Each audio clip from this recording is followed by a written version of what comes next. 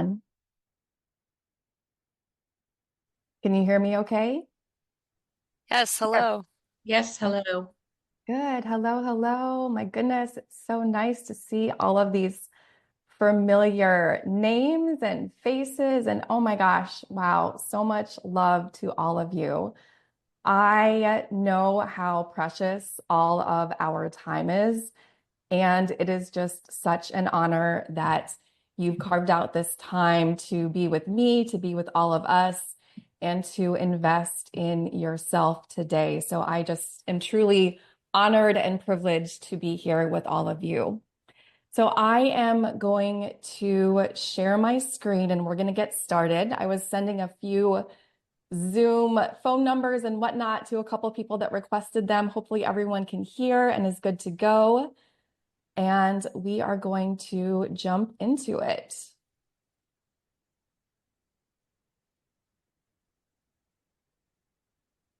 Okay. So can you see my slides okay? Yes. Yes. Yes. Okay, wonderful. So you are here, of course, for our webinar called Burnout to Balance. And if you could mute yourself until we get to our Q&A session at the end, that would be great so that everyone can hear me. And I want to just give you a little overview as to what we are going to go through together. But first, I want to make sure that we are all setting ourselves up for success during this 90 minutes that we have together. And so this is the SIR protocol. This is what I often offer whenever I'm doing any trainings online. And so the S in SIR stands for setting yourself up for success. We want to set ourselves up for some high performance, high presence learning right now. So do what that means for you. Do you have to close your door? Do you have to put do not disturb on your phone? Do you have to close out all of your other windows? Make sure that you are doing what you need so that you can really be here for these 90 minutes so that you make the most of your time with all of us today. And then the I in SIR for our SIR protocol stands for intention. And so I want you to think about how you're going to show up during this 90 minutes. Are you going to be present? Are you going to be open-minded? Are you going to contribute and hold space for others? How is it that you want to show up? Because as you know, we create our reality from the intention that we set. And we're going to talk more about this as we get into our time together. Also, what do you want to achieve?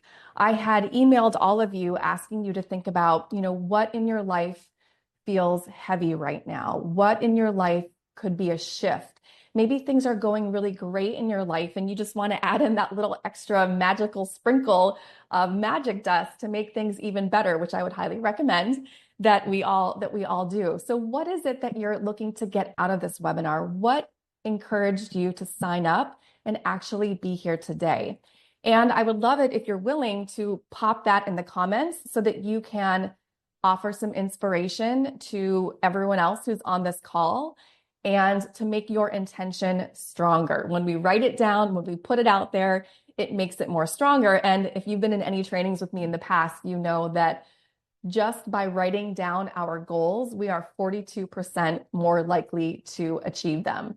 So pop your intentions down in the chat if you are willing to. Okay, I just had a question. Sarah, can you provide the digits to call in? Let me put that here. I'm just going to pop what I posted before in. Hopefully that will work.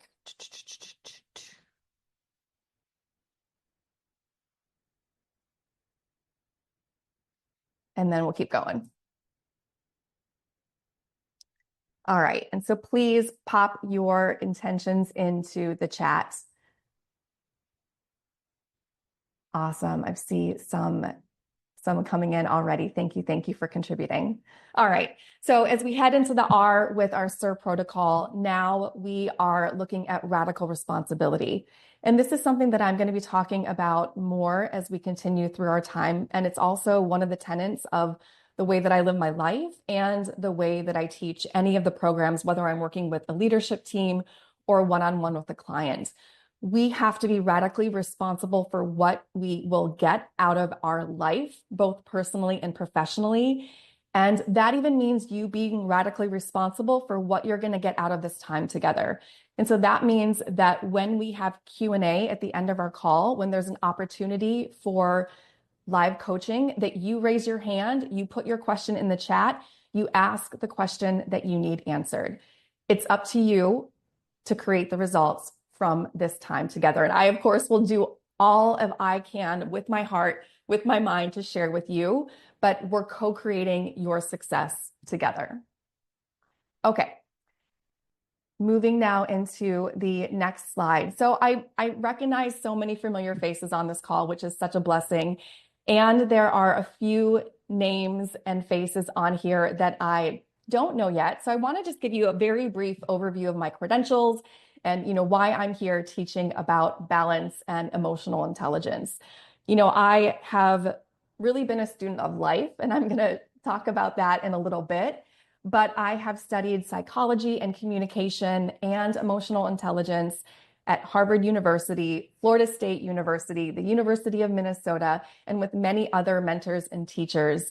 I am the founder and CEO of Joy Discovered, my business that helps leadership teams, leaders, and you to create more success both at work and home.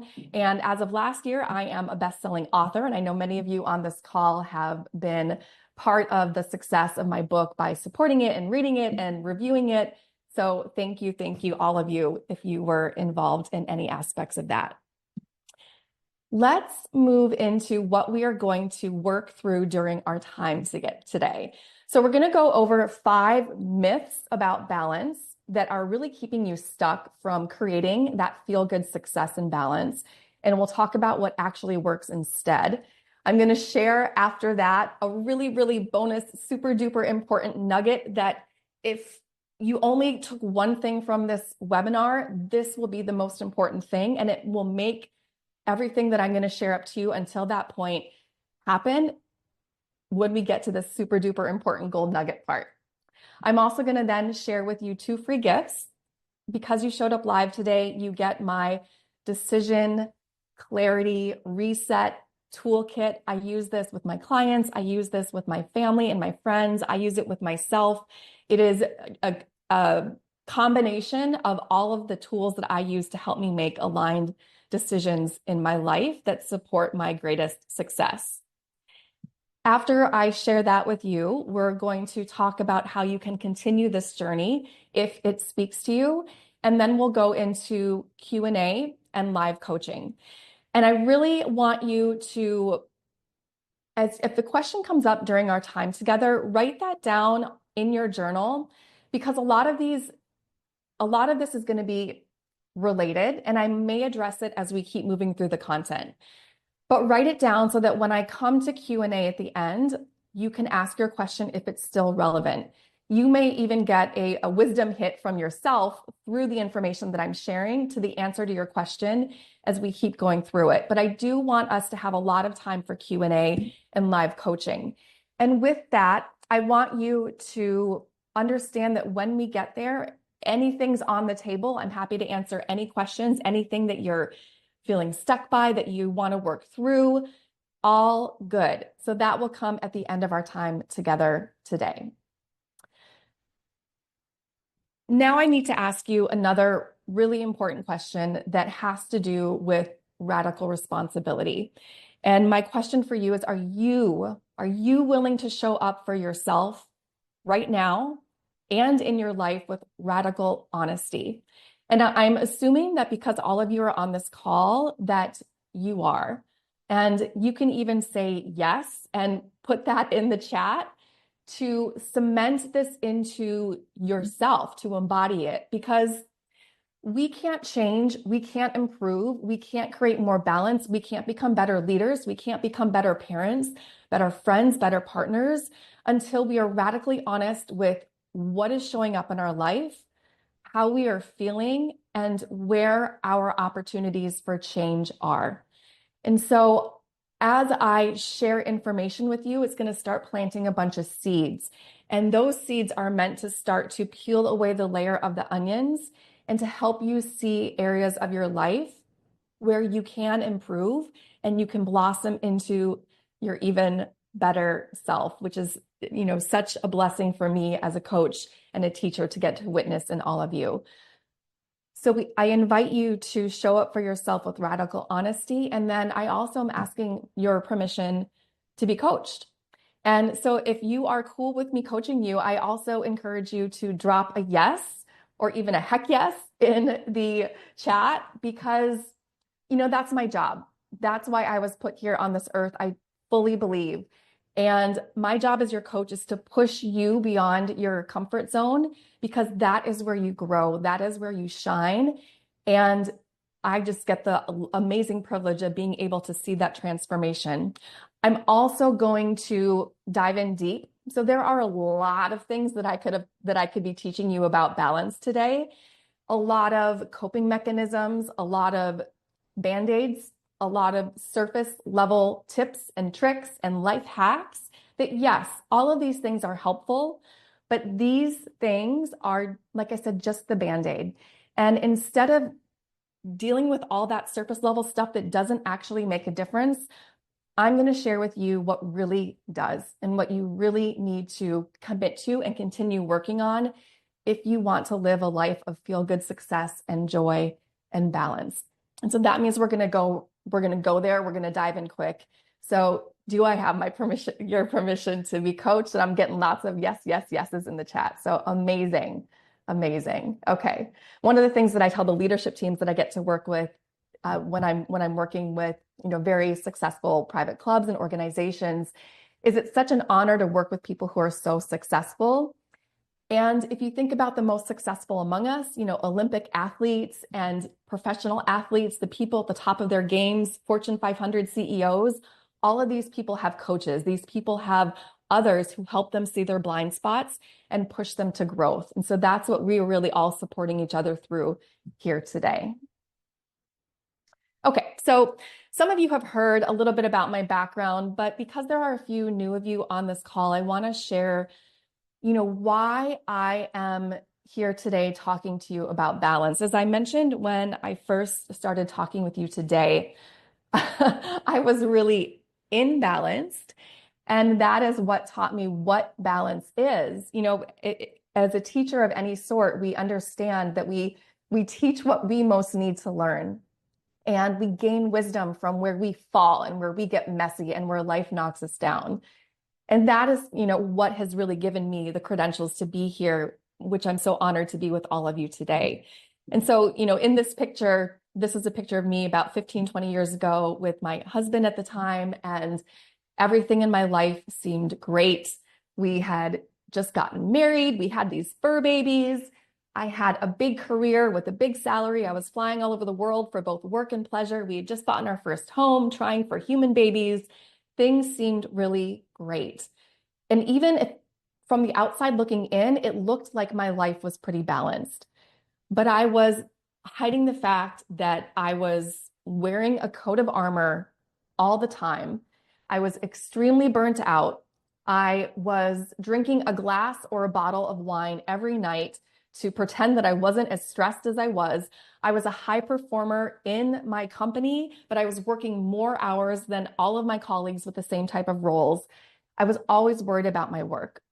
I was gaining weight. I was just feeling lethargic, even though I was working out and practicing yoga and doing all the things.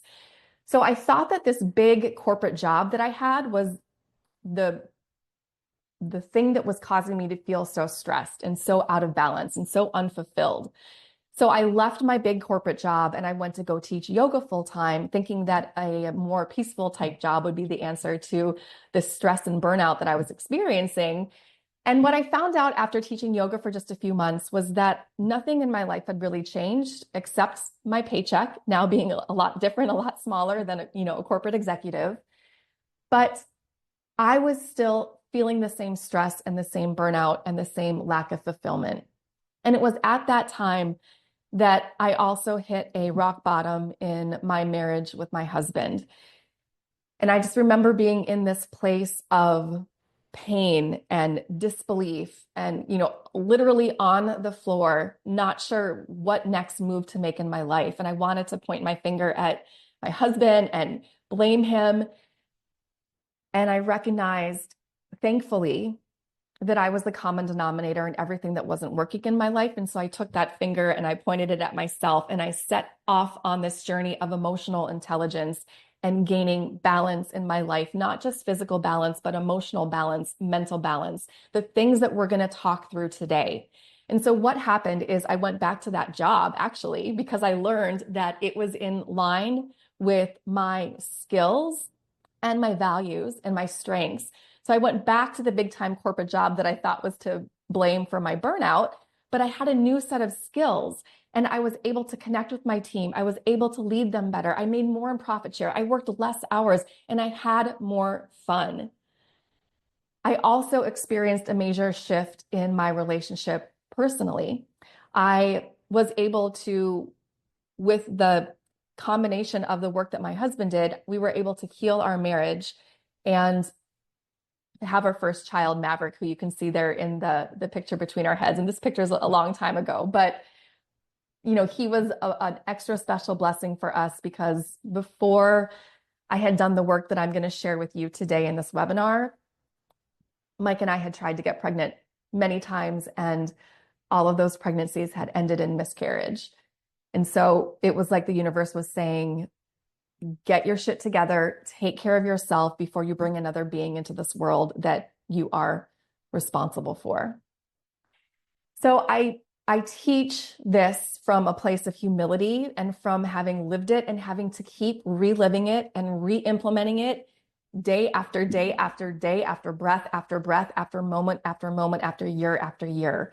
And what I have found is that in every moment of my life when I've been ready to up level, whether that is into a new level in my business or better friendships or a new level in my relationships or even publishing my book, I've had to revisit all of what I'm going to share with you today from this new level of wisdom. So the journey never ends. And this work is so critical and foundational and can be reapplied once we learn it over and over. So let's get into it. The first myth that we're going to talk about is that balance isn't real. These are all myths. I gotcha here. Okay. So these are not true. Things are not to be believed. The second one is that gurus, other people will help you to create balance, that someone else has the hack that's going to work for you. The third myth is that balance requires you to do more things, to add to your life. The fourth myth is that balance is the result of better time management. And then the fifth myth is that self-care is essential for balance. So let's jump into these. And just as a reminder, any questions that come up for you, write them down and we'll address them at the end of our time together today. So the first myth is that balance isn't real.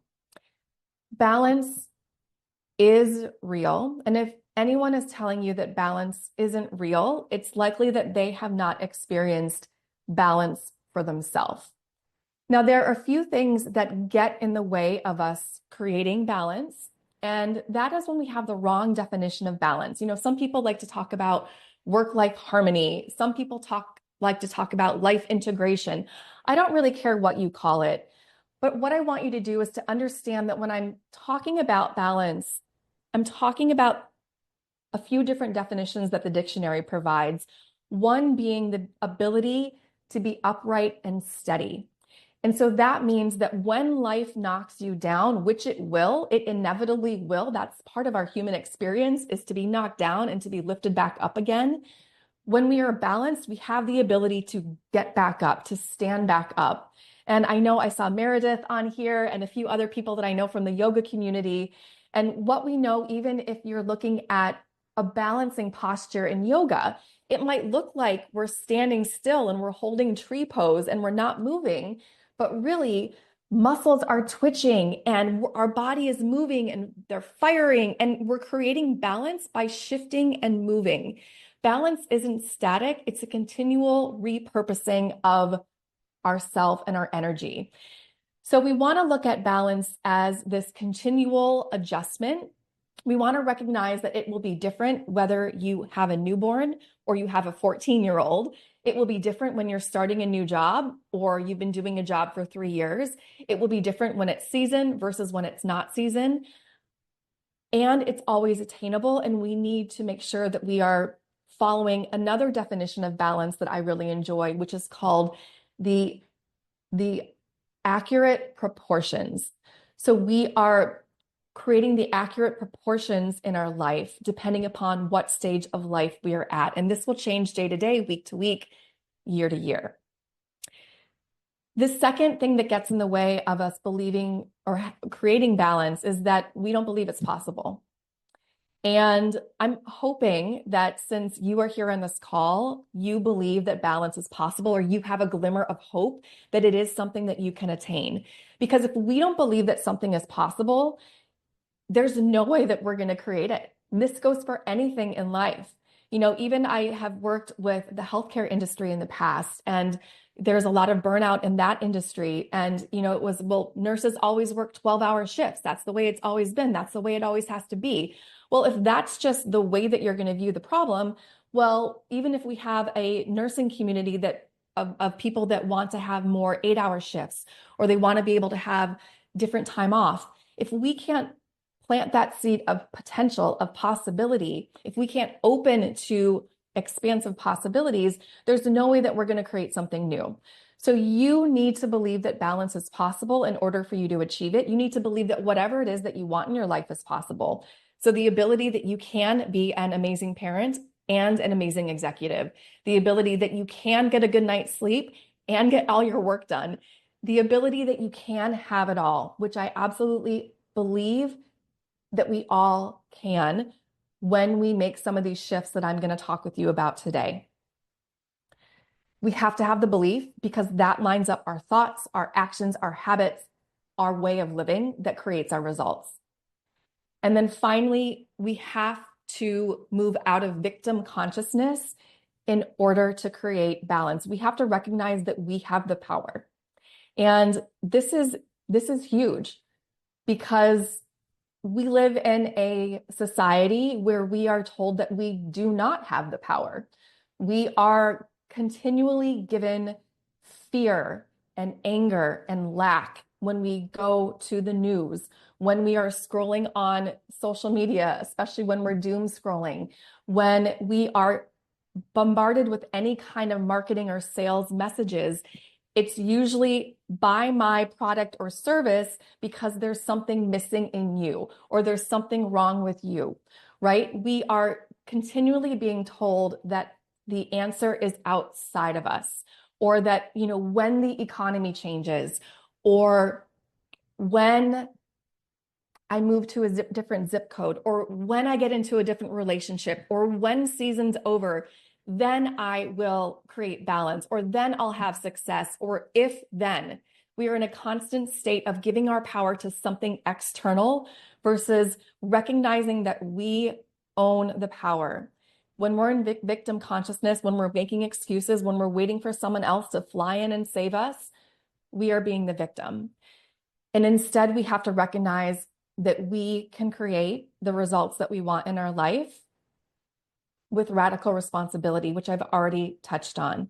And so that's really what I want you to embrace. And this is why it works, because when you are always turning to yourself and saying, okay, I recognize that my inner world is reflected in my outer world. I recognize that I am the only one who can change. I can't change my team. I can't change my partner. I can't change my children. Sure, I can influence them. And there's different ways that we can talk about doing that. But the only thing that you have control over is yourself, your response, and your own change. Yes, when you change in your relationship with your partner, it's like a dance. If you start taking different dance moves in different dance steps, it's likely that your partner will also adjust and meet you. Not guaranteed, but more likely. So we recognize that in our own circle of influence is ourself, and we continually come back to what we have control over, no matter what life throws at us. And so I say this right now because we are in an incredible time in human history. I have been fully adopting AI. I've surrounded myself with a lot of AI organizations and teachers and thought leaders, and we can't even fathom what is going to change in our lives over the next 6 months, 1 year, 3 years, 5 years. Our life is going to look completely different. And so no longer is it that information is power. I mean, I could sit and get all of this that I'm going to share with you. You could get from ChatGPT right now, right? Maybe not. Maybe there's a few different little angles that are my sort of secret sauce that I'm going to share with you. But information is no longer power. It is now our application of that information and our ability to adapt. This is going to be the new superpower for just the human experience, for our work experience, for our personal lives, because of AI and the major shifts that we are having. You can feel it, I'm sure. The political situation, economy, what's happening in world politics. A lot is shifting right now. It can feel scary to a lot of us, especially if we're getting the news regularly. But when you come back to your power within yourself and you can make the choice, like, no, I'm not going to get AI injected into my brain just because I want to be a faster, smarter human. When we can have radical responsibility and operate from a place that embodies the 5 shifts that I'm going to share with you today, you will have success no matter what. So I want to share with you, what this looked like in my life, taking radical responsibility. It really was being here in front of you today. Because I pointed my finger at myself, I began my journey of growth, of healing.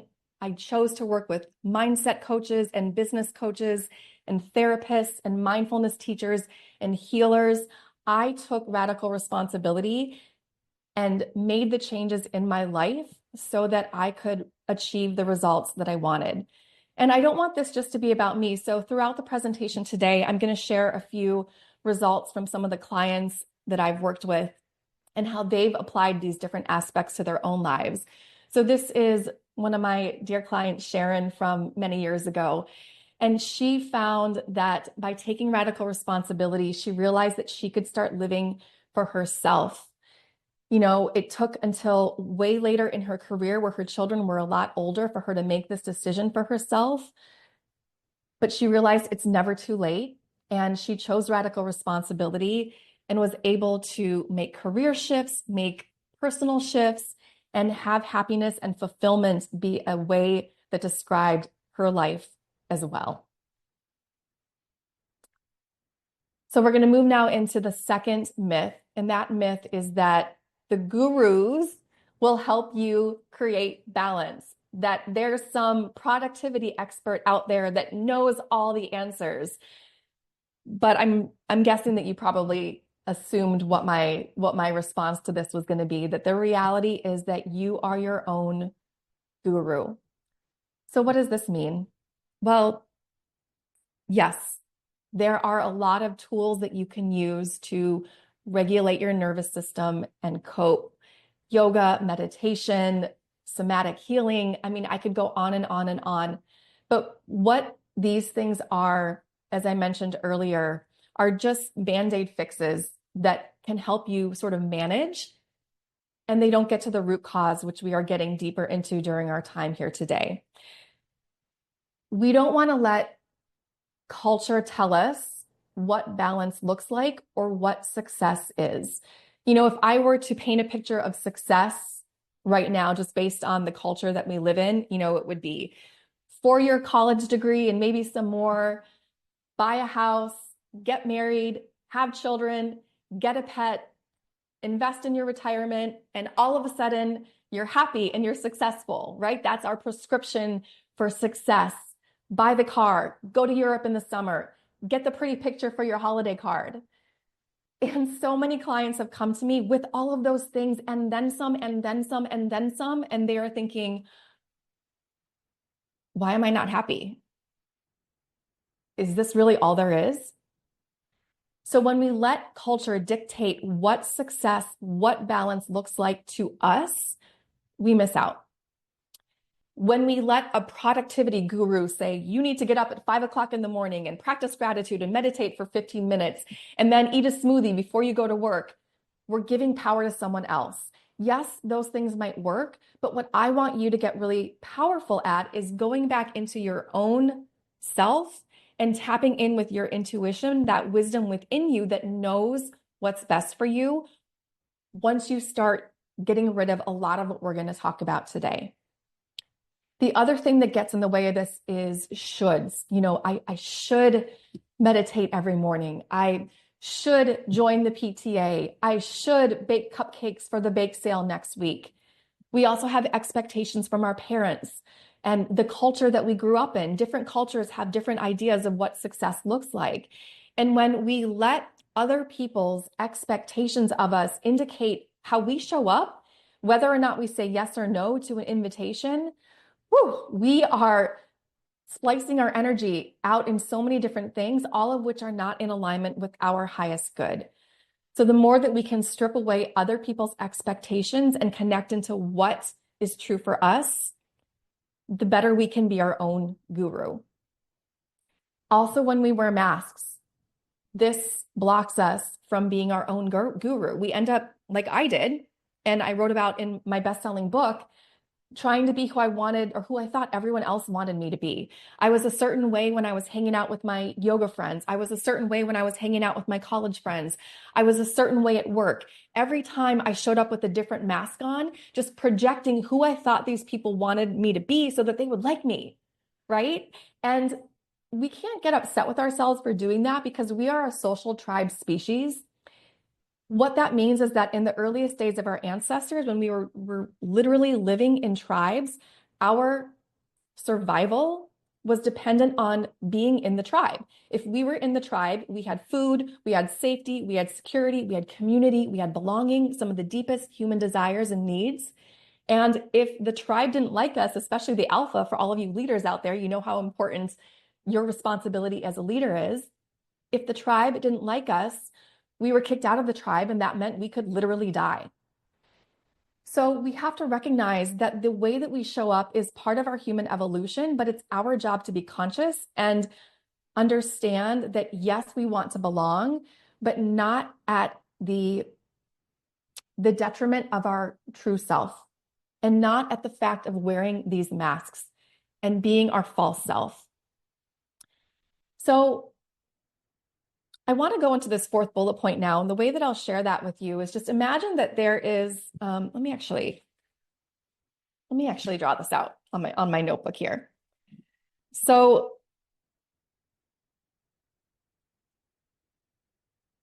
this is, I wasn't planning on doing this, but I'm going to. So you can see this little notebook drawing here.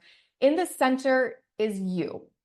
And this center that is you, the divine you, your greatest self, your highest self, your shiniest, full expression of yourself. That is you when you show up powerfully for work, for home, for anything that's important in your life. This is where, children are before life happens to them. This is the closest thing to divinity we are in our earliest days. And this is our true essence. This is our authentic self. This is the part of you that I want you to tap into. But what happens is the world, the second layer here, starts happening to us. And we start to make, before the age of 7, our brain is growing and it's not fully formed yet. It's not even fully formed till much later in life, but especially before the age of 7 is when most of our belief systems about ourselves and the world are created. And we have experiences until the age of 7 that begin to shape how we see the world and how we see ourselves, whether we see the world as a friendly, loving place, or whether we see it as a scary, everyone's in it for themselves place, whether we see ourselves as being worthy and loved and whole, or whether we see ourselves as being bad or too much or not good enough. Life happens to us in this circle here, and it starts to cloud who we really are. And this becomes the false self, or our ego, what we portray to the world, which becomes our masks, or what I call in my book, our hurt armor, those defense mechanisms that we create that keep us disconnecting from ourselves and disconnecting from others.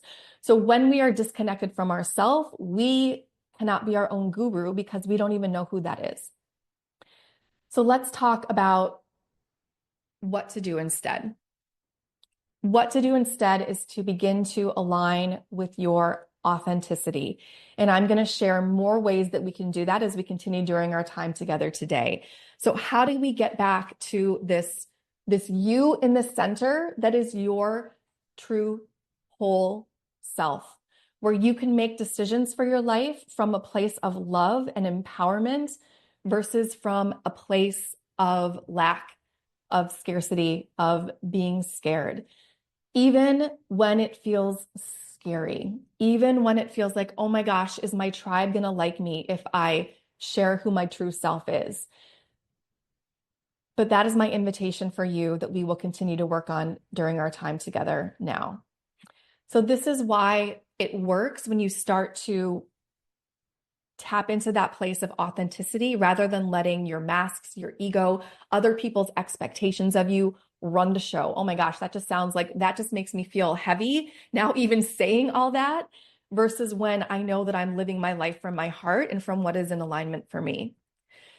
So when we tap into our authenticity, this works because we are creating a life that feels good to us, not to you, not to everyone else on the call, but for what is true for you, that's aligned with your values, not someone else's.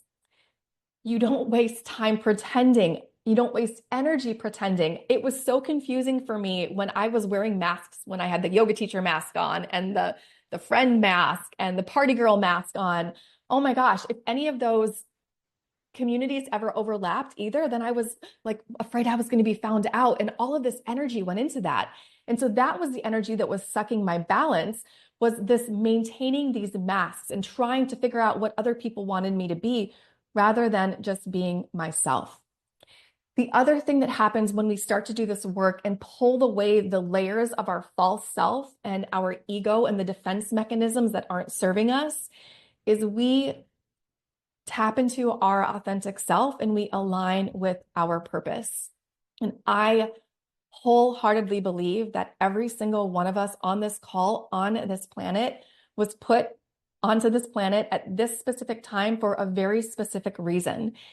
It might be your job. It might be the way you show up with your family. It might be for you to hold the door for someone at the Starbucks that really needed you to hold that door that day. And that when you held the door for them and you smiled at them, that changed the trajectory of their life.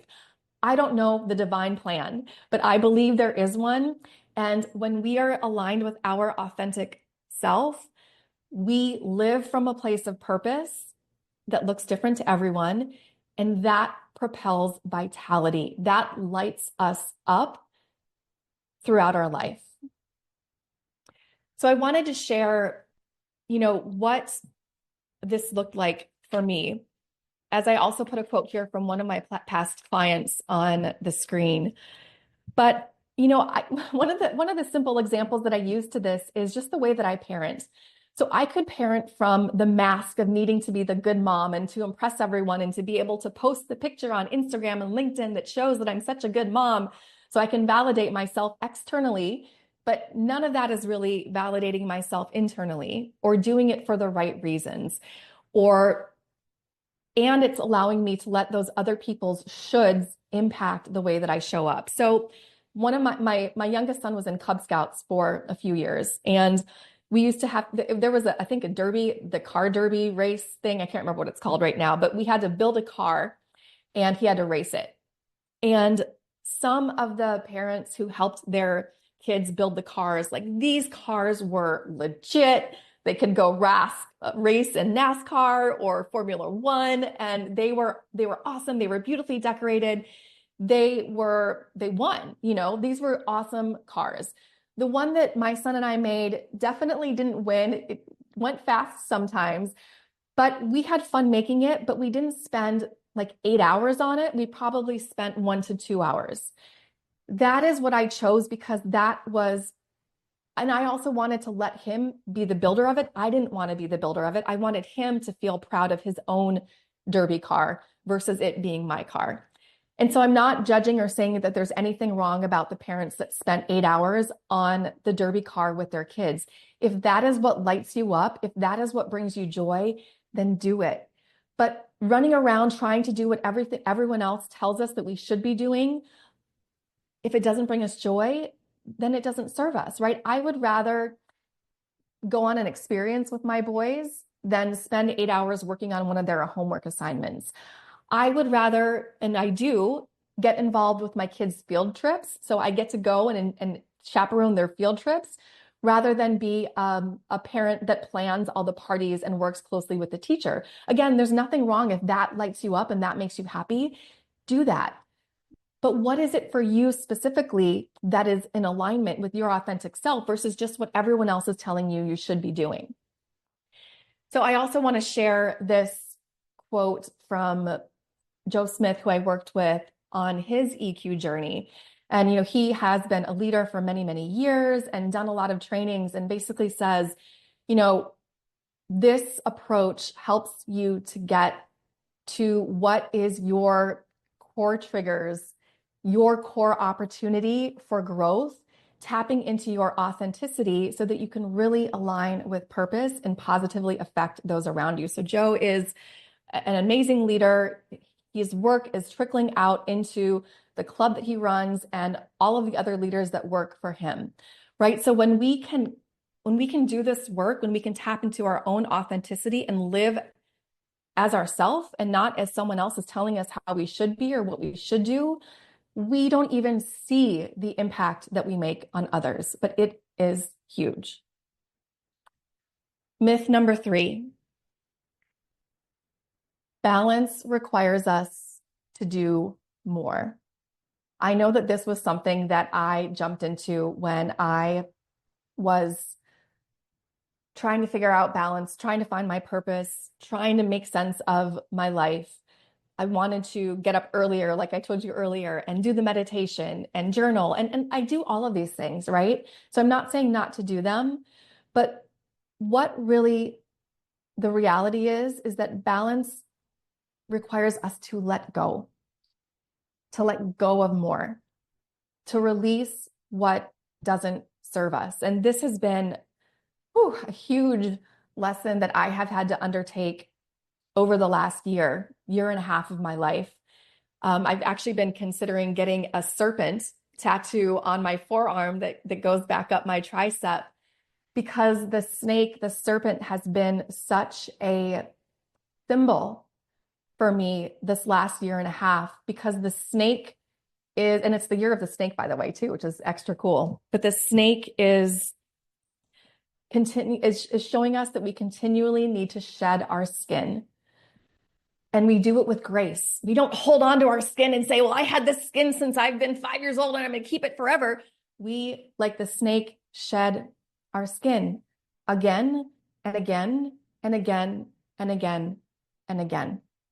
As we grow, as we evolve, as we learn, as we get more wise, life is continually asking us to surrender and to shed what no longer serves us. And so that tattoo is my regular reminder to keep letting go of what I think I need to grip onto so tightly and hold onto and surrender into life experience to flow and to let go, which isn't easy.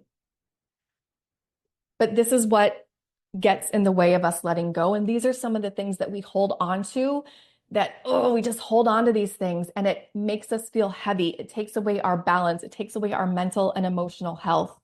Number 1, emotional baggage.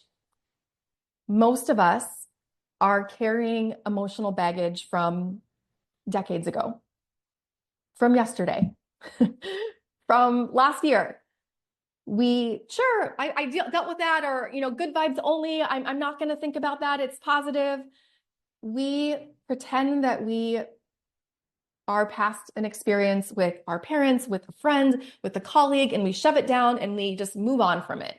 And when I'm working with leadership teams, which is very, very different than this type of training that I'm doing with you today, I share the data, the emotional intelligence data, that most executives, most managers, 80% plus in several different studies from Harvard to Yale to Learning in Action, are not comfortable addressing conflict with their teams. They're not comfortable having conversations with their staff. Most executives are avoiding conflict most of the time. So when we're avoiding conflict, this becomes emotional baggage that we carry. And strategic, what's the source? It's not coming to me right now, but I have it in a lot of my materials. And if you're interested in the exact source, I can share it with you after our call. But I think it was Learning in Action. They found that because we don't address conflict at work, we're wasting 2.8 hours per employee per week by avoiding conflict, because someone else is doing extra work to make up for the person that is not being held accountable, and that person is then burning out. The meeting after the meeting is happening where the gossip is happening. Someone is spiraling in their head and upset about something. There's toxicity. We are ruminating. So we're wasting almost 3 hours per week per employee by not addressing conflict. That's also causing us to feel heavy. And we are also not addressing these things in our personal lives as well.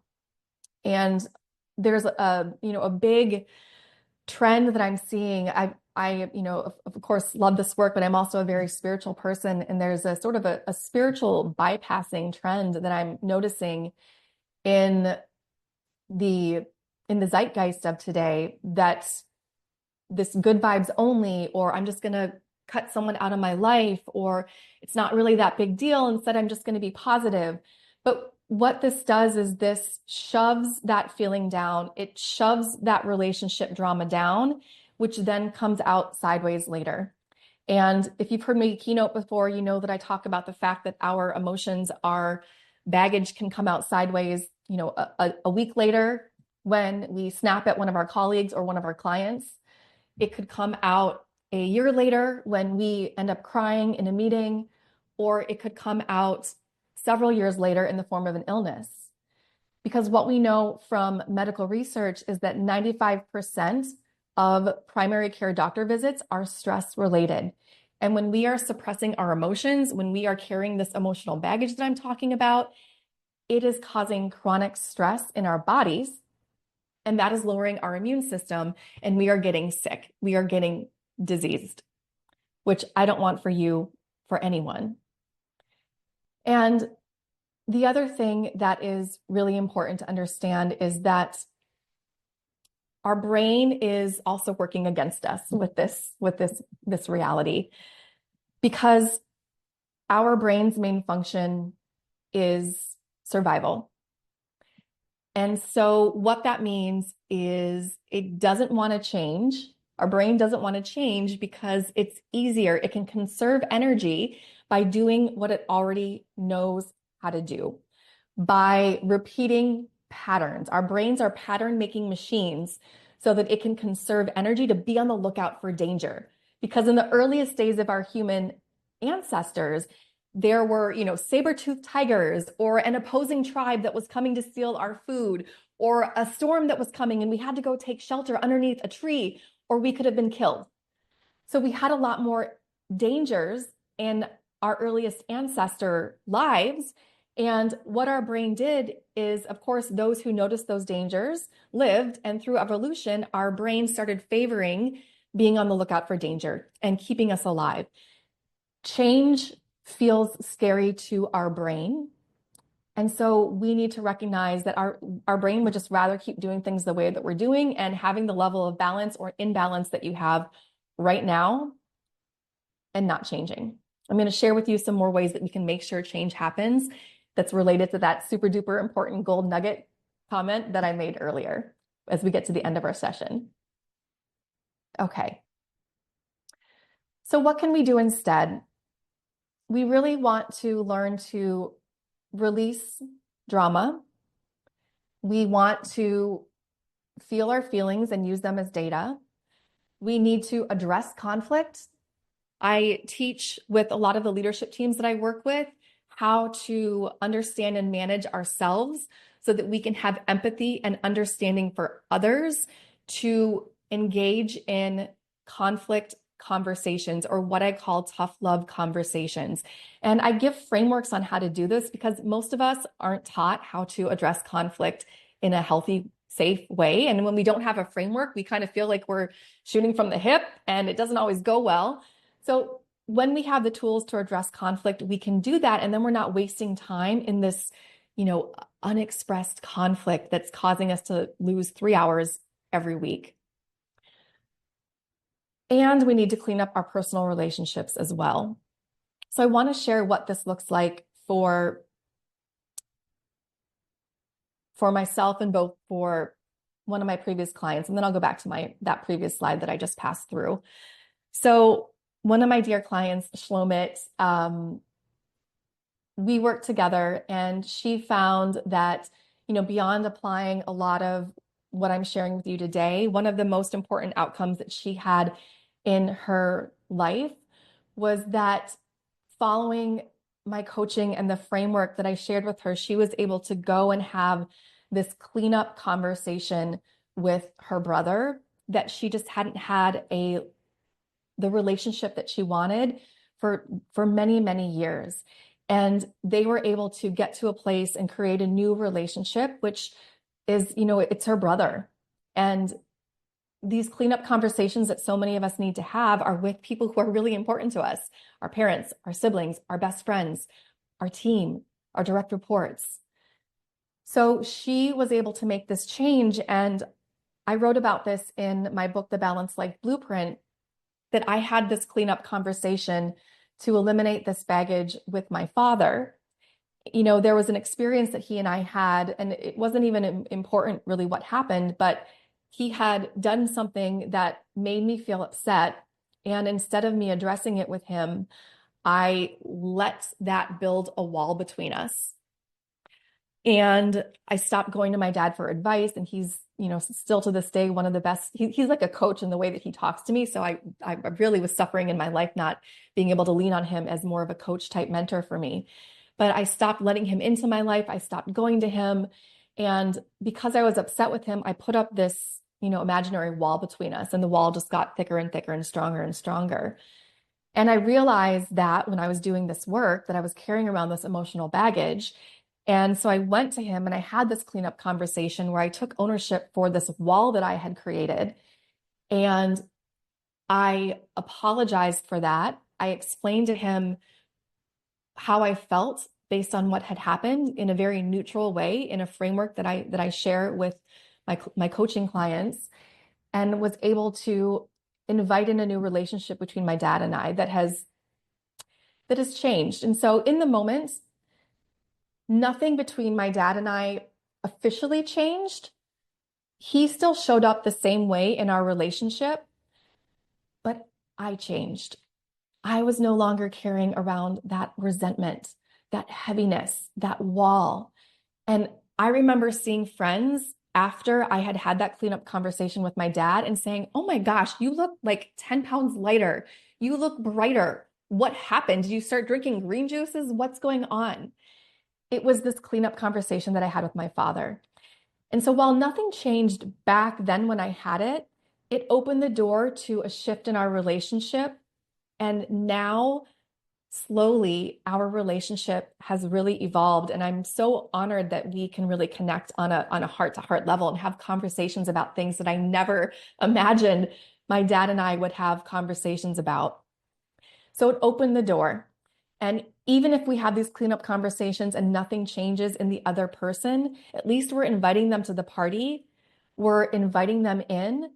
But we, thank God, are no longer carrying around that emotional toxicity, drama, guilt. We can let it go so we can devote our energy into something more important.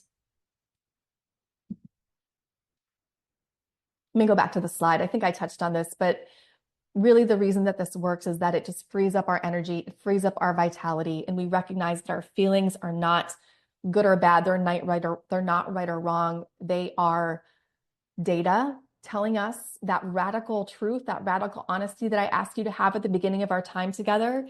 They are data for the action that we need to take in our life. If we are feeling anger, that might mean that we need to put a boundary in place. If we are feeling guilt, That might mean that we need to change something. If we are feeling burnt out, good. That means that you're showing up here for this webinar and that you're ready to start making changes, right? Our feelings are not good or bad. They are neutral. They are data, and they are meant to be indicators for us towards the life that we want, towards our highest self. Okay, let's move into myth number 4. Balance is the result of better time management. Now, this is a myth. And I just got a question from Mary. She asked if I'll be sharing the recording. Yes, I will be sharing the recording. So since you signed up for the webinar, you will get the recording. Please stay on if you're able to. If not, I totally get it. But let's move now into the myth number 4, that time management is the result that creates the result of balance. So of course, having good focus and good time management, yes, is gonna make you more productive. You're gonna have more balance. But what is the most important thing? One of the most important things for creating balance, rather than time management, it's what I would call mind management. So let's look at what mind management is and why that's so important. So neuroscientists estimate that we spend anywhere from 85 to 90 to 95% of our time in our subconscious mind. What does this mean? This goes back to the point that I was making earlier, that our brains are wired for our survival. They are trying to preserve energy so that it can be on the lookout for danger. So our brains are pattern-making machines. They are also programmed before the age of 7 that I talked about earlier. So essentially what we are doing is we are reliving all of the thoughts and the beliefs that we already have over and over and over and over and over again. We need to step out of our subconscious mind and into our conscious mind so that we can be intentional and we can respond to life versus just habitually reacting and recreating the life that we have always had. Because even if you listen to this webinar, but you don't make any shifts in your life, tomorrow and next year, and when you're 75 years old, your life is going to look like it looks today. So we need to break that cycle of programming and patterns. We need to get into our conscious mind. We start by understanding that we are operating from this autopilot place nearly all of the time. 95% of the time, we're coming from a place that is programmed. We're believing things that other people told us to believe. We are watching the news and we're believing that it is a scary place out there because that is the type of focus on the emotions of fear and anger that they're putting out there. They're not spending time, newscasting on all of the beautiful things that you're doing with your family and your community. It's focusing on fear and making it feel like we're living in a scary world right now. We are being programmed and we are living in patterns. This is why our default mode network of the brain is running the show, why we can drive to work and not even remember that we just drove to work. This is how we can walk down the hallway and brush our teeth at the same time.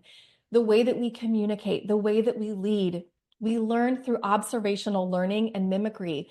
So we are communicating with people at work and home the same way that our caregivers communicated with us before the age of 7. If your family addressed conflict by being passive aggressive or sarcastic, that's the way that you likely communicate with and lead your team or your family. If your family believed that conflict wasn't to be applauded, you avoid conflict at all costs, right? The way that we experience our early programming, our early experiences create the patterns that we keep recreating both at work and at home. We get stuck in head hurricanes, which is the second bullet point here that I talk about a lot when I'm keynoting and speaking in front of leadership teams. And these are just the ruminating thoughts and the stories that we're making up in our mind that aren't actually true, but that drive a lot of our behavior and keep us stuck in rumination versus being in the executive functioning part of our brain that makes better decisions. We also have, as the third bullet point says, bogus beliefs. And this is what I write a lot about in my book and also is a key tenet of my coaching program. These bogus beliefs are the main theme that we learned about ourselves before the age of 7, when our brain was most susceptible to all of this data and these experiences coming in that we believe about ourselves. And so I want to share with you what my bogus belief is to help you understand what they are so that you can start to spot your own, because I have coached people from every junior to senior level within organizations of 10 people to thousands of people. And every single person that I've ever talked to, that I've ever met, that I've ever had the privilege to work with or be in training with has a bogus belief. And this bogus belief is something that we need to continually deconstruct and dissect. Even if you're a past client of mine who's on this call, we need to continue looking at our bogus belief every time we up level to the next level of our growth and our expansion. So my bogus belief is that I am alone and I'm not wanted. This is not true, of course, but it came about when I was around, 5 or 6 years old. My dad was getting the cars ready to be washed. It was Sunday afternoon, and he was parking the cars in the driveway and getting all the supplies ready. And he said, "Hey, boys," to my brothers, "do you want to come help me wash the car?" And he didn't invite me. Was my dad trying to not include me? No, probably not. Did he do that out of harm? No. Was it maybe a little gender sexist? Maybe a little bit. My dad did not mean any harm. Our parents are always doing the best they have with what they know. They're well-intentioned. We are all well-intentioned parents. But still, before age 7, we are experiencing life happening to us, and we are trying to make sense of the world because our brains are still developing. So when my dad didn't invite me to join them to wash the cars, I went up to my room because I didn't have the emotional intelligence to be able to express that made me sad. And that was something I had to learn how to do, much later as an adult. And by the way, when we develop these skills, we can help our children to develop emotional intelligence much earlier, so they don't have to spend as much time and money on therapy as many of us do. But I didn't have the emotional intelligence to be able to share my sadness with my dad, or even ask to join them. And my family didn't address conflict. Instead, we acted like it wasn't real. And then later on, we all blew up at each other, or at least that's how it showed up for me. So I believed from that experience that I am alone and I'm not wanted. This lie that is not the truth about myself showed up all throughout the rest of my life. It showed up in high school when I sought drugs and alcohol because that would mean that I belonged. When I had drugs in my pocket or went to my drug friends, all of a sudden I belonged. All of a sudden I was wanted. And I continued doing that in college as well. This showed up in my career where I would be drowning and my managers would notice and they would offer me assistance. And I would say, "Nope, I got it. I'm going to do it." My other colleagues, like I said earlier, weren't working as many hours as me, but I had to prove that I was needed, I was wanted, I belonged here. So I did more work. I did not put boundaries into place because I didn't feel that I was wanted. So it showed up in the creation of my burnout that I talked to you about. This "I am alone and I'm not wanted" bogus belief also showed up in my marriage to my husband, where I only put one foot in the door of our marriage because I thought, well, and this was all subconscious, by the way, but I thought, if I just put one foot in the door of our marriage, if I only partly invest in this relationship, well, it'll protect my heart and it won't hurt so bad if he decides that he doesn't want me, that if I end up being alone, it won't hurt as bad. So I thought that was keeping me safe, but it was really destroying my marriage. And Even this I'm alone and I'm not wanted even showed up, in the way that I taught yoga, in my business, even now, me wanting to be more visible and trying to express, what I've really learned with you, and still being sort of scared to do that because it's like, what are they going to think? Right. So even though I've done this work, it still shows up and I need to continually look at it. We have to understand that these bogus beliefs that each one of us has is not real. It's bogus, it's false, it's that ego, and it's there. So what we want to do instead is we want to raise our consciousness. We want to move out of that 95% autopilot, running on the rat race of life, running on the treadmill, never stopping. We need to move into conscious mind and be more intentional. Stop doing things the way we've always done. Start noticing when we are in head hurricane, when we are making up stories. And we also need to rewire our brain to not operate from that bogus belief, but instead to operate from being whole, to make decisions from being empowered. Because you can want to do all of the things that I teach when I take this work in a more leadership capacity to leadership trainings. And I tell you that, yes, you need to sleep. Yes, you need to eat well. Yes, you need to exercise. Yes, you need to disconnect. We all know that we should be doing these things, but the reason that we don't do these things is because of our bogus belief. It's running the show and it's making us not feel worthy or good enough or deserving enough or whole enough to take care of ourselves. So we have to start noticing when we're operating from the bogus belief and begin shifting into our empowered state, living and leading from that space. One of the things that I want to say is, I teach emotional intelligence leadership training, and we get very into the tactical tools of how to have these conversations and how to have empathy and better listening skills and how to understand what motivates and drives your team. But until we do this work, we can't do that effectively, right? Even in the 4 pillars of emotional intelligence, pillar number 1 is self-awareness. And this is identifying your bogus beliefs, understanding when you are operating from unconscious or subconscious. And the second pillar of EQ is self-management, where you're choosing to be conscious in the way that you lead, and you're choosing to do those practices that allow you to show up consistently.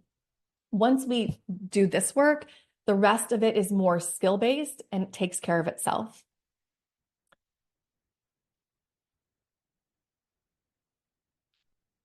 So why does this work?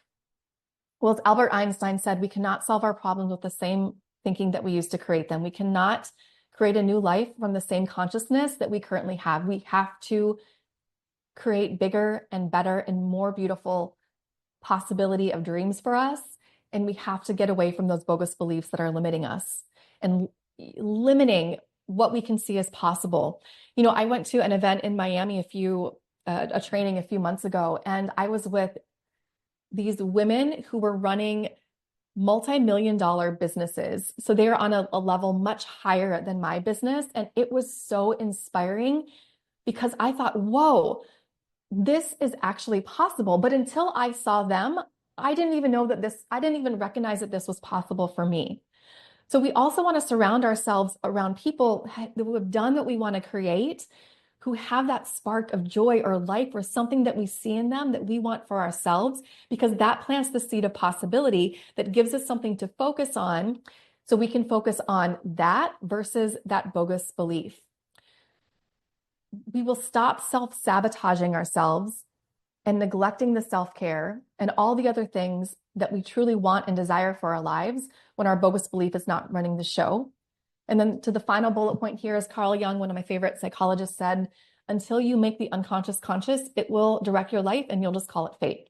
You'll just stay in victim mode. You'll just say, well, I was raised in the wrong family, or I was in the wrong relationship, or I'm just in a really hard industry, or whatever it might be.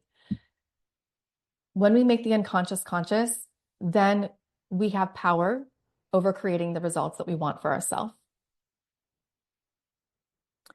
So I think actually he's here on the call with me. I wanted to share one of her quotes from us working together a few years ago, which was just a wonderful blessing and privilege.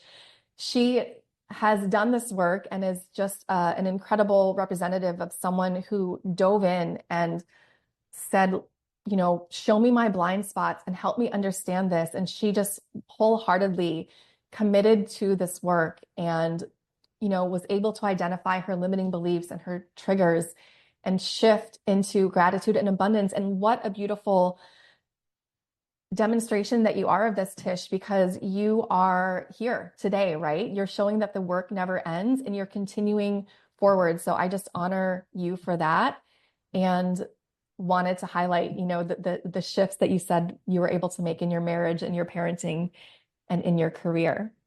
Thank you, Sarah. Yes, you're right. The work does not end, it continues. And that is why I'm here. Thank you. Absolutely. Yes. And this goes back to the point that, you know, I'm looking for and I'm wanting for all of you this sustainable success. And these are re-implementing what we're learning so that we can continue the work because we can push, we can work really hard, we can scare our team into producing results, but none of that is sustainable. And to recreate balance, going back to what we talked about at the very beginning, it's that constant shifting and recreation to get to what feels good for us. So I shared enough of my example with you. So I want to move now into our final myth, and that is that self-care is essential for balance. So self-care, of course, helps. Coping mechanisms are good, especially when they are healthy ones and not things like scrolling or drinking or whatever it is that we do to distract ourselves, being so busy, just working. I mean, a lot of us are workaholics because we don't want to slow down and actually look at our life and what's happening. We need to people please. We need to feel some sort of external validation by what we do for others. So self-care is not what's essential for balance. Instead, it is self-love. Self-love.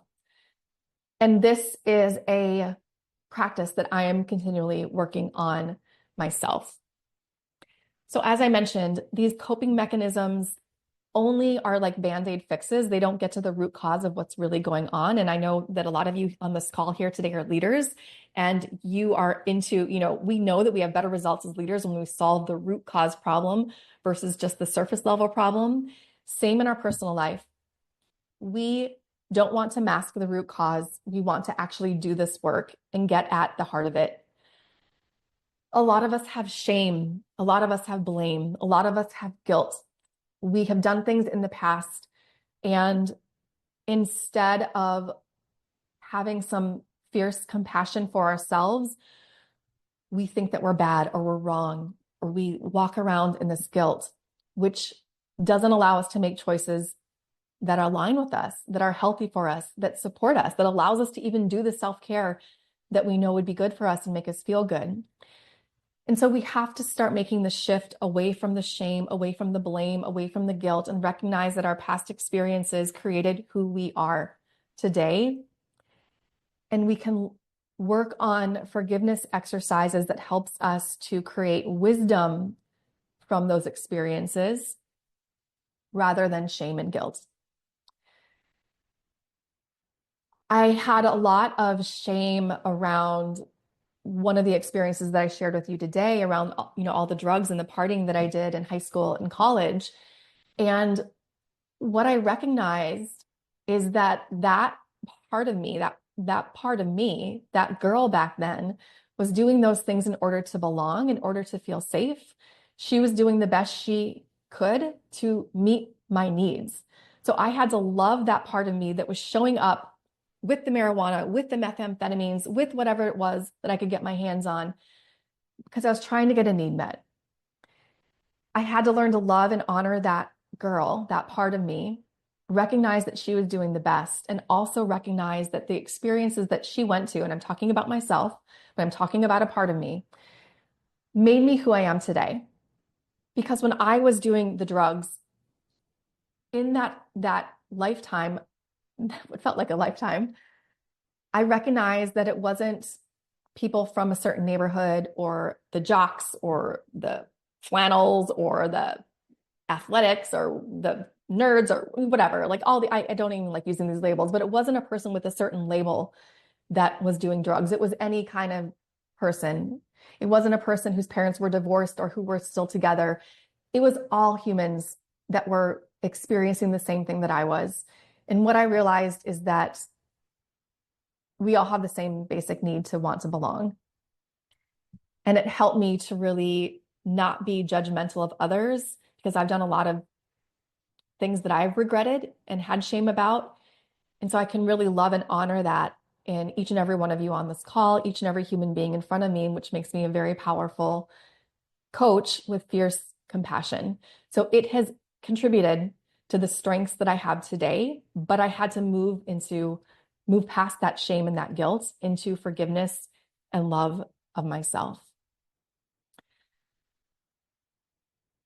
So the final thing that I want to add to this is that we really need to do this work, because we can't give our children, we can't give others, we can't give anyone else what we don't have for ourselves. If we don't fill our cup, we can't pour into others. Doing this work allows us to learn to love ourselves, and from there we make choices that contribute to balance and feel good success.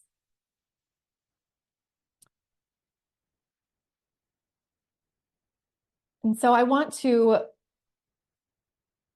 just share, I've shared a lot of my story. I wanted to just share these final comments from Michelle and Sarah, who I've worked with in the past. They just, doing this work, have realized their own value, their own potential.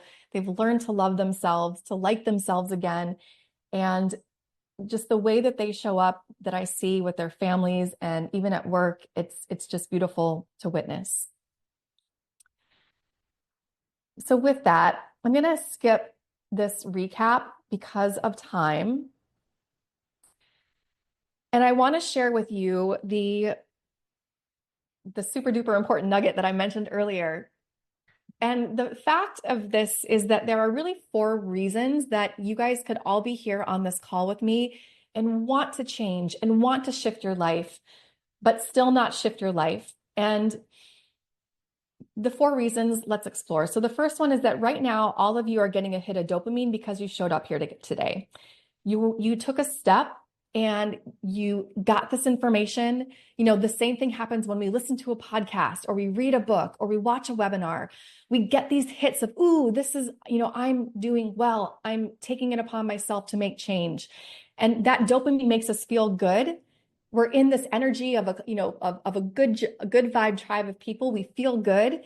And then it's just enough feeling good that it takes the edge off of anything that's made us show up for this webinar in the first place, that then we just get comfortable and we don't make a change. The second reason that gets in the way of us not making change, even when we want to, is that we have a stronger opposing belief system that overrides it. So if I believe that I'm not deserving, if I believe that I'm bad, if I believe I'm not good enough, well, I'm not going to make change, because that would perhaps give me a different result, and I don't believe that I'm worth it. So we have to recognize that sometimes opposing beliefs are blocking us from creating the change that we want. We might say that we want to grow our business or become a better leader, but we instead get afraid of the responsibility, and that fear that leadership is going to require more responsibility, leadership is going to require to be more visible. That is an opposing belief that is going to inhibit what we say consciously that we want. So we need to recognize when those are showing up. Number 3, we have to understand that people either change by one of 2 ways. We either change from pain and chaos, or we change from inspiration. You are being inspired today. At least I hope you are. If you're inspired, you can take action and you can make change. If you don't take action, eventually life is going to bring you to your knees and you will have pain, and then you'll take action. But we can choose. Do we want to make change because of inspiration, where it's a little bit easier, or do we want to make change once we hit that rock bottom and life throws it to us? And then finally, the fourth reason that we don't change is that we get some sort of subconscious payoff for staying the same. You could listen to this webinar, get that hit of dopamine, know that these things could be good for you, but you get a payoff for not making any of these changes because you don't have to change. You don't have to put yourself into the uncomfortable. You don't have to invest in yourself. You don't have to have the conversation that scares you, right? There's some sort of payoff that we get for staying the same. And I ask you, as I'm going to give that to you as your homework for this webinar, is to go journal on what is the payoff that you get for living your life the way that it is right now. And it's going to probably boil down to some sort of thing is you don't have to change because change is uncomfortable. But I want to share with you two things that can make your change more comfortable. And the first is I want to invite you to work with me in my Mindful Balance Life coaching program, which is a coaching program that I have been running since 2017. I've added a few new elements to it, but essentially we go through this process that I have outlined for you today. We focus first and foremost on you, any blind spots that you have. We deconstruct your bogus belief and we give you more empowering thoughts so that you can connect to your authentic self. Then we look at how you show up in your relationships with your children so that you can be a present parent, how to shift the dynamics, the energy within your partnership, if you're in a partnership, and how to stand more in your power as a leader. And then we look at how you can create the life that you want that supports all over balance by aligning with prosperity and an abundance mindset, by creating a community of feel-good success and aligning with your purpose that I talked about earlier that becomes present to you once you start pulling back these layers. I offer this coaching program with a lot of different support, and given time, I don't have time to go into that now, but I have group coaching, which is a really fun community that's going to be launching in June, and a new way that I'm offering this program. And even for some of my past clients who would like to come in and just get involved with the community, this could be a different option we could talk about, would be great for you. And I also offer VIP one-on-one coaching through this process. And so if that sounds like something that you're interested in, you can book a call with me so that we can explore it. There's no pressure. I will understand from you what you're wanting to achieve.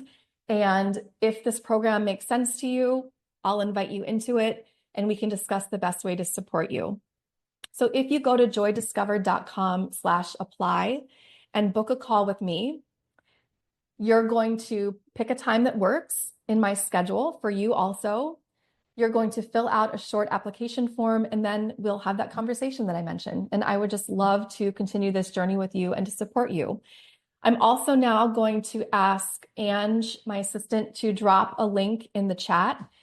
This link has the Decision Clarity Reset Toolkit in it. It also has a link to book a coaching call with me if you want to explore working with me in either a group setting or one-to-one. And I think it has a link to my my book as well, if you'd like to order my book off Amazon. We are just at the end of our time together, but I have time for questions. So grab the webinar links from the chat. If you have a question now that you would like to ask me about anything, if you want to share one of your top takeaways, you can raise your hand or you can pop your question into the chat.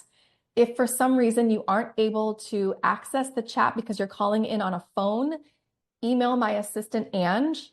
Her email is Ange, ANJ, @joydiscovered.com. Again, it's ANJ @joydiscovered.com, and she'll send you all of these links. Oh, good. She just put her email in the chat as well. So now my question is, anyone have any questions for me about what we've gone over, about how to make your intention a reality, anything that's coming up for you?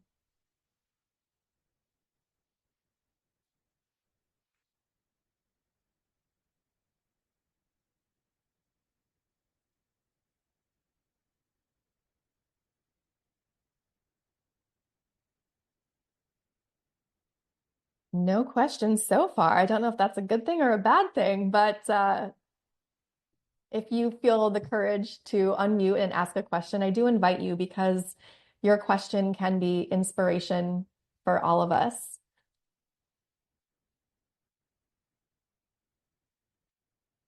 Lots of notes, no questions at the time. All right, well, here's what I'm going to do.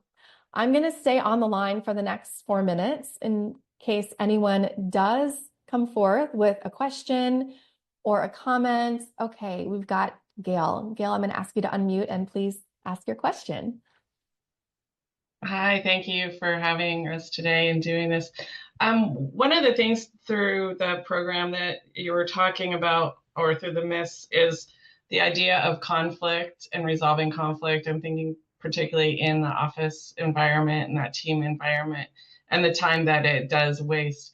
How do you approach that when the others, the other leaders within the organization aren't really they don't quite agree with that approaching conflict idea? And how would someone who I'm actually okay with conflict. I've learned that it does really help in the long run. And how do you work with a team and how do you make them see that difference? So are you HR? Is that your role? I'm accounting and HR in some cases. Yeah. Okay. And really, regardless of what your role isn't so important. But I know I get a lot of HR people that follow my work, so that's why I was curious about that. So that's a big question because that's a culture shift. And whether an organization embraces conflict or avoids conflict really starts at the top in the leadership with the culture. And so if we look at any sort of communication, we want to think about, well, who are the necessary parties in this type of communication? And so I'm just going to share a couple ideas with you. The necessary parties to make a shift in culture that actually embraces conflict is going to be the leadership team, right? And so we need to think about, especially as we're putting on the hat of emotional intelligence, okay, the who is the leadership team? What are they motivated by? Maybe they're motivated by result. They're definitely not motivated by results, right? Like that's what leaders are assigned to do, is get results. What are the results that they're motivated by? What else might they be motivated by? And how can I start to frame this opportunity in line with what is their drivers? And then you're going to have to look at each of them and understand how they accept information. This is what is such a blessing and a challenge for just leadership in general. And you're going to be sort of leading up in this way because you're going to be communicating with each of them and starting to plant the seeds in a way that they can understand. Maybe you share this data with them if they're analytical.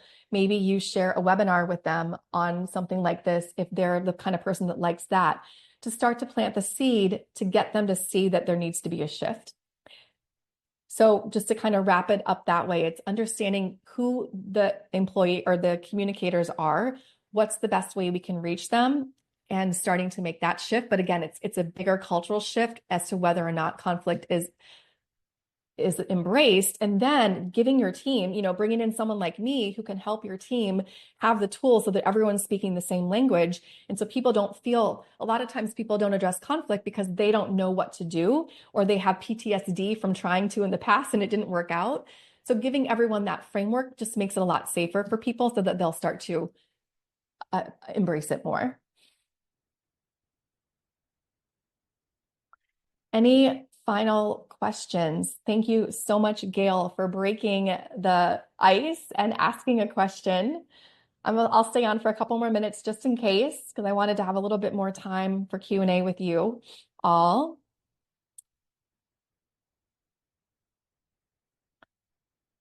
All right. Any other questions? Speak now or forever hold your peace. Just kidding. You can always reach out to me, but for the purposes of this webinar, if you have anything that you want to ask it now. Okay. Well, I just want to say thank you. So much love to all of you. Thank you for doing this work. It is so needed in our world right now. And I'm just such an honor to have spent this time with all of you. I will talk to you soon. We'll send out the recording. Take a look at that decision-making guidebook. It's super helpful, and I love you all. Bye. Thank you.